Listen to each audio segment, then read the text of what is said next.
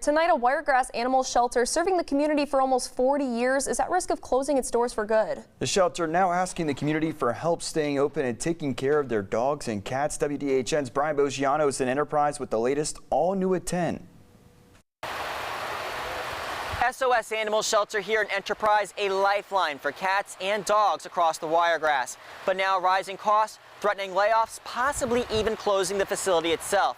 To prevent that from happening, owners are now asking the community for help. SOS Animal Shelter has been a no-kill safe haven for stray and unwanted pets in the Enterprise area for almost 40 years.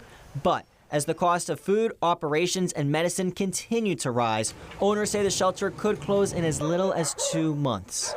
I knew I loved the shelter. My staff, we all love the animals. Like, we were crying when we found out that this might possibly happen. Inflation driving up the costs of medicine, food, and operations as staff slow down taking in more animals to save money.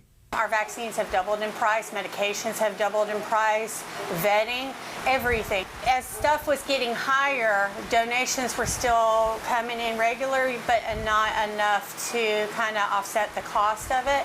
About 125 dogs and cats call the shelter their home, waiting for families to bring them to their forever homes and make new friends. Speaking of which, I think I found some new friends. Isn't that right? His name, Cloud, and he loves playing, sleeping, and eating reporter shirts.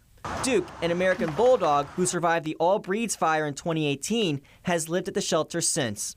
For all of their pets in the community, Stanton says layoffs or closures would be devastating. The last thing we want to do is close the doors, to the public or to anybody finding a home. These animals depend on us to find them homes. Stanton started a GoFundMe page to help with costs, and she thanks the community for all of their help so far. They have come in with open arms, like, how can we help? How can we make this not happen? The doors being closed at SOS. And for those of you interested in helping, there are multiple ways to provide assistance to SOS Animal Shelter, and we'll have those online at WDHN.com. For now, in Enterprise, Brian Boggiano, WDHN News for the Wiregrass.